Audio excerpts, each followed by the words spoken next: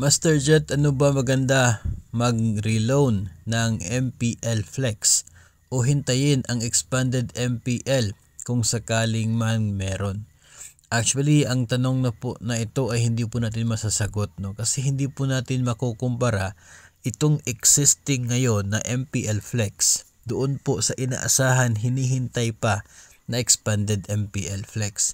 No, yung kasalukuyang MPL Flex, alam po natin yung terms and conditions, nakapublish po yan sa website. Mag-download ng copy ng application, nandoon po makikita. Pero ito expanded, wala po tayong ideya kung ano po yung mga conditions ng loan. Hindi po natin alam kung magkano yung maximum loan, hindi po natin alam kung magkano yung interest rate, yung term. So definitely wala po tayong info as to the kind of loan, no, itong expanded, maliban na lamang sa ideya na ito ay mag-buyout ng loan sa mga bangko.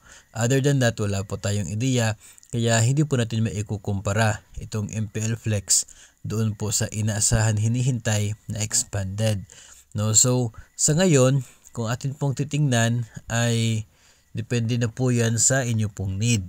Kung talagang need at kinakailangan nyo na talaga na mag-renew o kaya ay magkaroon ng pera, no, and you found out na medyo malaki din naman yung makukuha ninyo with the renewal, then pwede siguro na i-pursue muna kasi wala tayong assurance doon sa expanded, no.